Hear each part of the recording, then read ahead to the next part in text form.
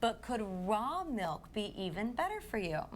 Here to talk about this morning with us is clinical nutritionist Krista Orecchio of The Whole Journey. Thank you for being here. Okay. So first of all, people that don't really know much about raw milk, let's start with the basics. What is it? What do we have in this right here?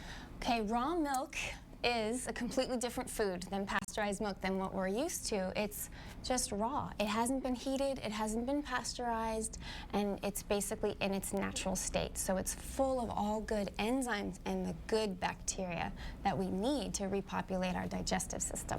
Can this have some of the side effects that regular milk has, you know, where people have digestive issues and feel lethargic and that type of thing that a lot of times people talk about with regular? No. No. This is shocking. It's a completely different food. So for those of you that are lactose intolerant, you can handle raw milk because it has the enzymes in it, which is when we take lactate or something like that to help us process milk. This already has it in it because it's a complete food.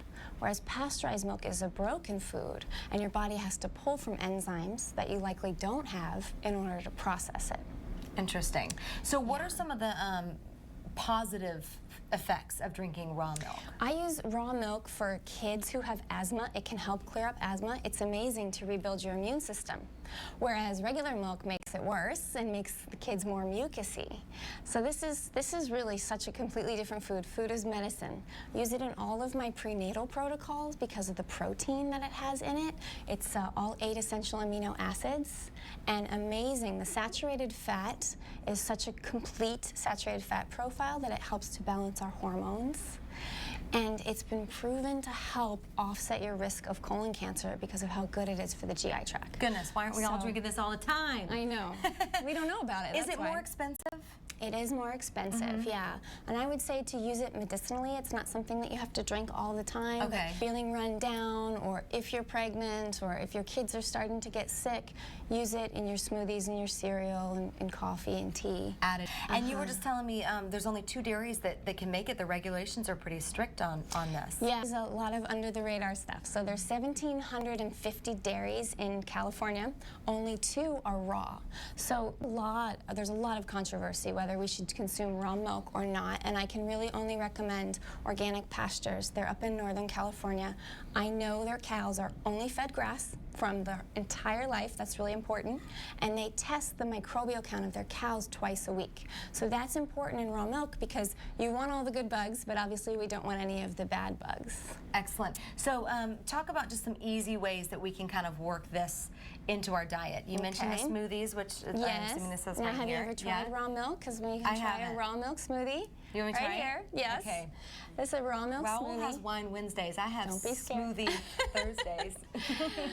And then here's the regular raw milk if you want to just try it straight. Okay. So that's delicious. Obviously, right? Just drinking it, using it in your coffee and tea, using it in your cereal. Those are like any way that you would use milk. You don't want to heat it up though. Okay. Right? Because then you're actually killing the whole reason why you're buying it. So in your opinion, I'm curious, on the level of, okay, good, better, best, would you say pasteurized milk and then like soy and almond milk and then raw, or how would you? I would say never consume pasteurized milk, never consume soy. Never? Either one of those, really? We did a whole segment, yes, on soy is horrible for the thyroid, horrible for so many reasons. Okay. So raw milk, hemp milk, coconut milk, and almond milk. Okay. Those are my favorite milk alternatives. But this one you feel like is the very best? Well, I like to use them all for different reasons. This is food as medicine for those health conditions or if you're feeling run down. Very good. Awesome. If you want to learn more from Krista, you can do so by reading more on her blog. We've actually posted a link on our website, fox5sandiego.com. You can go there and click on the Scene on tab. Her business is called The Whole Journey. It's located in Encinitas, and hopefully the phone number is on your screen as we speak. Okay, Raul, cheers. Back into you. Cheers to you. Thank you, Erica. Still ahead on the Fox 5 Morning News. It is